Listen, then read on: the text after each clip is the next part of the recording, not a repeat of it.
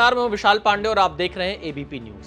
अयोध्या में राम मंदिर में चढ़ावा चोरी का मुद्दा लगातार संसद भवन में गूंजता नजर आ रहा है। आज संसद भवन के मकर द्वार के बाहर विपक्ष के सांसदों ने चढ़ावा चोरी के मुद्दे पर प्रदर्शन किया और यह प्रदर्शन काफी अनोखा था। यहां पर जो एक सांसद हैं पप्पू यादव, वो एक पुजारी की भूमिका में बैठे हुए नजर आते हैं। उनके पास जाकर राहुल गांधी समेत विपक्ष के तमाम सांसद चंदा डालते हुए दिखाई देते हैं, चढ़ावा डालते हुए दिखाई देते हैं और उसके बाद चढ़ावा चोरी के मुद्दे को विपक्षी सांसद लगातार उठाते रहते हैं। स्पीकर ने हालांकि इस तरह के वेशभूषा पर सवाल भी उठाए हैं सदन के अंदर, लेकिन अयोध्या में जिस तरह से चढ़ावा चोरी हुई उसके बाद से ही इस पर राजनीति काफी तेज हो चुकी है। अयोध्या में आपको बता दें कि जब चढ़ावा चोरी का मुद्दा उठा उसके बाद से एसआईटी का गठन हुआ, एक के बाद एक कई जांच की गई। चंपत राय ने अपने पद से इस्तीफा दिया। चंपत राय राम मंदिर ट्रस्ट के महासचिव के पद पर थे और अनिल मिश्रा इस ट्रस्ट के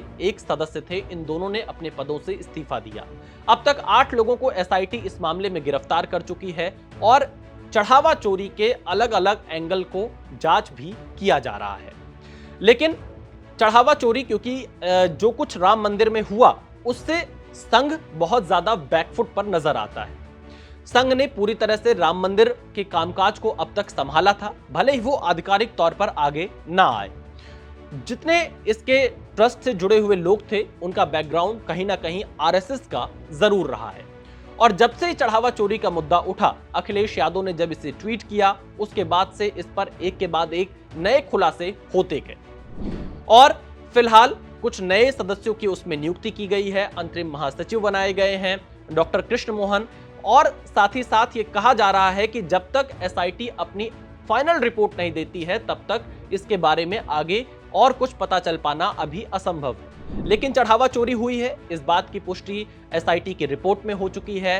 तमाम जो ट्रस्ट के सदस्य हैं वो इस पूरे मामले पर दुख जता चुके हैं और अब विपक्ष इस मुद्दे को जोर शोर के साथ संसद में उठा रहा है। दरअसल विपक्ष बीजेपी को उसके कोर मुद्दे पर ही घेरना चाहता है। कोर मुद्दे का मतलब राम मंदिर, क्योंकि राम मंदिर बीजेपी के संकल्प पत्र का हिस्सा रहा है।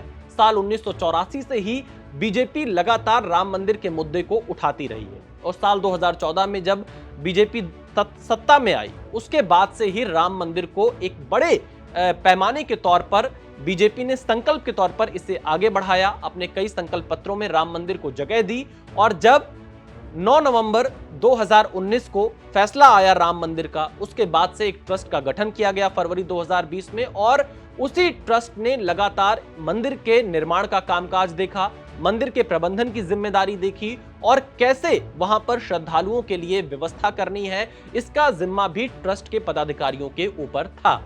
सब कुछ चंपत राय और अनिल मिश्रा संभालते थे। ऐसी स्थिति में एक मैसेज यही था कि बीजेपी, आरएसएस और विहिप से जुड़े हुए लोग इस राम मंदिर ट्रस्ट से जुड़े हुए हैं और इसीलिए विपक्ष अब राम मंदिर के चढ़ावा चोरी के मुद्दे को संसद में उठा रहा है और इस बहाने बीजेपी को घेर रहा है। कुछ दिनों पहले संघ से जुड़े एक बड़े पदाधिकारी ने लखनऊ में इस मामले में ऑफ रिकॉर्ड पत्रकारों से बातचीत के दौरान सफाई भी दी थी और ये कहा था कि इसमें एसआईटी की रिपोर्ट का इंतजार करना चाहिए। चोरी तो हुई है लेकिन बहुत सारे मुद्दों पर वो संघ का बचाव करते नजर आ रहे थे। तो कुल मिलाकर इसमें यह कहा जा सकता है कि आरएसएस बैकफुट पर है। आरएसएस जगह जगह इस मुद्दे पर लोगों को यह बताने का प्रयास कर रही है कि जो कुछ हुआ है उसमें एजेंसी के जो कर्मचारी शामिल थे उनके द्वारा चोरी की गई है, ना कि ट्रस्ट के पदाधिकारियों के द्वारा। चंपत राय के मुद्दे पर भी आमतौर पर जितने भी आप बड़े लोगों से बातचीत करिए वो उन्हें क्लीन चिट देते नजर आते हैं और उनके मुद्दे पर बोलने से भी बचते हैं। कुछ दिनों पहले जब मैंने राम मंदिर ट्रस्ट के कोषाध्यक्ष स्वामी गोविंद देव गिरी से बातचीत की थी तो स्वामी गोविंद देव गिरी भी चंपत राय के बचाव में थे। हालांकि वो चंपत राय के अहंकार को भी लगातार बता रहे थे कि वो फैसले अपने आप किया करते थे।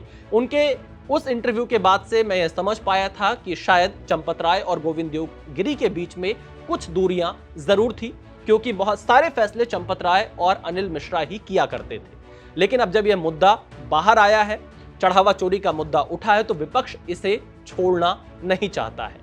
बीते कुछ दिनों छात्र आंदोलन के बीच भले ही चढ़ावा चोरी के मुद्दे पर विपक्ष ने संसद में इस मुद्दे को ना उठाया हो, लेकिन जैसे ही छात्र आंदोलन खत्म होता है और पेपर लीक से जुड़ा बिल संसद से पास होता है, उसके बाद एक बार फिर समूचा विपक्ष राम मंदिर में चढ़ावा चोरी के मुद्दे को लेकर काफी एग्रेसिव नजर आता है और इस पर कार्रवाई की मांग लगातार करता है। ऐसा कहा जा सकता है कि आने वाले विधानसभा चुनाव जो कि 2027 में उत्तर प्रदेश में होने हैं, उससे पहले विपक्ष इसे एक बड़ा मुद्दा बनाकर रखना चाहता है। विपक्ष इसे आस्था से जुड़ा हुआ मुद्दा बता रहा है। विपक्ष ये कह रहा है कि जिन लोगों ने आस्था के साथ राम मंदिर में दान दिया, चढ़ावा चढ़ाया, ये उनके साथ विश्वासघात है और इसी मुद्दे को लेकर विपक्ष इस समय बीजेपी पर हमलावर है और बीजेपी फिलहाल इस पूरे मामले पर यह कह रही है कि जिन लोगों ने ऐसा किया था, जो कर्मचारी इसमें शामिल थे, उनको गिरफ्तार कर लिया गया है। एसआईटी की फाइनल रिपोर्ट का इंतजार किया जा रहा है। सुप्रीम कोर्ट में भी अभी यह मामला चल रहा है। सुप्रीम कोर्ट के आदेश के बाद यूपी सरकार ने वरिष्ठ आईपीएस अधिकारियों को भी एसआईटी में शामिल किया है। तो देखना यही होगा कि ये एसआईटी अपनी फाइनल रिपोर्ट कब तक देती है और आने वाले दिनों में राम मंदिर के जो पूरा व्यवस्थागत चीजें हैं, जो वहां की टीम है, उसमें कितना बदलाव आता है, ये देखने वाली बात होगी। सीईओ के नाम पर कब तक सहमति बन पाती है, यह देखने वाली बात होगी। लेकिन यह जरूर है कि 2027 के चुनाव तक चढ़ावा चोरी का मुद्दा गर्म होता हुआ दिखाई देगा।